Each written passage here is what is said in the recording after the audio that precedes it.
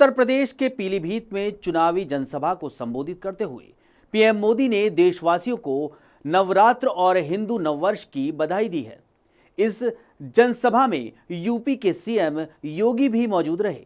अनेक कदम उठाए, कई चीनी मिलें खुली हैं, कई का विस्तार हुआ है, तो प्राण प्रतिष्ठा के कार्यक्रम में सम्मान पूर्वक निमंत्रित किया, लेकिन आपने प्राण प्रतिष्ठा के निमंत्रण को ठुकरा दिया।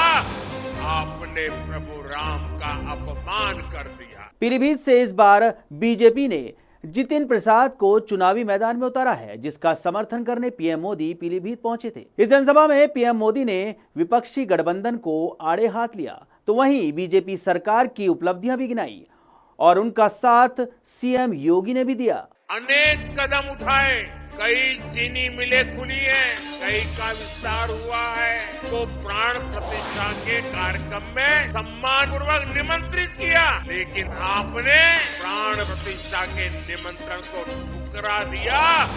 आपने प्रभु राम का अपमान कर दिया। पीएम मोदी ने कहा कि चारों तरफ एक ही संदेश है, एक ही गूंज सुनाई दे रही है। फिर एक बार मोदी सरकार। मोदी ने कहा कि जब देश मजबूत होता है तो दुनिया सुनती है। दुनिया में भारत का डंका बज रहा है। पीएम मोदी ने कहा कि सारी दुनिया की मुश्किलों के बीच भारत आज दिखा रहा है कि उसके लिए कुछ भी असंभव नहीं है।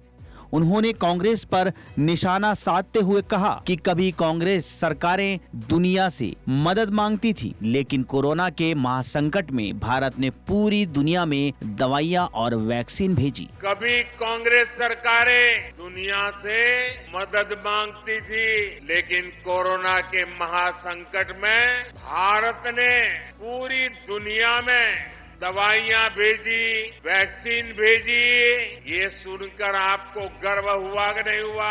उन्होंने कहा कि आज देश में जिस शक्ति की पूजा हो रही है, उस शक्ति का कांग्रेस ने घोर अपमान किया है। जिस शक्ति के सामने हम शीश झुकाते हैं, उसको उखाड़ फेंकने की बात ये कांग्रेस के लोग करते हैं। विपक्षी गठबंधन को मंदिर निर्माण से नफरत है। विपक्षियों ने प्राण प्रतिष्ठा निमंत्रण को ठुकराया। हमारे कल्याण सिंह जी ने राम मंदिर के लिए अपना जीवन समर्पित कर दिया, अपनी सरकार समर्पित कर दी। देश के हर परिवार ने अपनी अपनी श्रद्धा के हिसाब से योगदान। पीलीभीत वालों ने भी एक विशाल बांसुरी अयोध्या को भेंट की, लेकिन साथियों, इन इंडी गठबंधन वालों को राम मंदिर के निर्माण से पहले भी नफरत थी और आज भी नफरत है। चलो भाई, आपने मंदिर बनने से रोकने के लिए अदालत में जो करना था कर लिया। आपने मंदिर न बने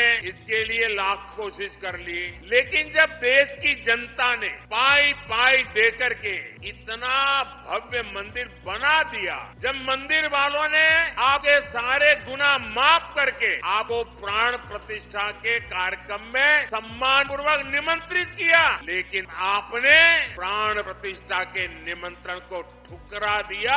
आपने प्रभु राम का अपमान कर दिया। पीएम मोदी ने कहा कि 10 साल पहले किसान बेहाल थे। सपा, बसपा और कांग्रेस के 14 साल में जितने रुपए गन्ना किसानों को मिले थे, उससे ज्यादा रुपए योगी जी की सरकार 7 साल में गन्ना किसानों को दे चुकी है। कांग्रेस और सपा के राज में गन्ना किसानों को ऐसे अपने ही पैसे के लिए तरसाया जाता था, ये आपसे अच्छा कौन जानता है। भाजपा सरकार ने गन्ना किसानों की परेशानी कम करने के लिए पूरी ताकत से काम किया और योगी जी ने तो पहले दिन से ही गन्ना किसानों की मुसीबतें दूर करने के लिए अनेक कदम उठाए। कई चीनी मिलें खुली हैं, कई का विस्तार हुआ है और ये काम लगातार किया जा रहा है। सपा,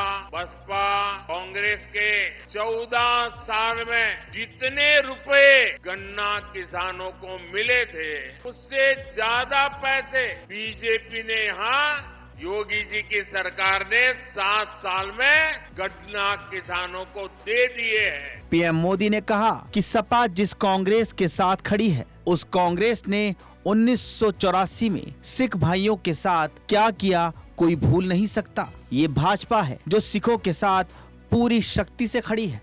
वहीं कांग्रेस के घोषणा पत्र पर हमला बोलते हुए पीएम मोदी ने कहा कि कांग्रेस का घोषणा पत्र मुस्लिम लीग का घोषणा पत्र है। इसके अलावा पीलीभीत में पीएम ने बीजेपी की 10 साल के विकास कार्यों का बखान किया और जितिन प्रसाद को जिताने की अपील भी की। अनेक कदम उठाए, कई चीनी मिलें खुली हैं, कई का विस्तार हुआ है, तो प्राण प्रतिष्ठा के कार्यक्रम में सम्मान पूर्वक निमंत्रित किया, लेकिन आपने प्राण प्रतिष्ठा के निमंत्रण को ठुकरा दिया। आपने प्रभु राम का अपमान कर दिया। ताजा तरीन खबरों में बने रहने के लिए देखते रहिए फोर्साइट्स टीवी।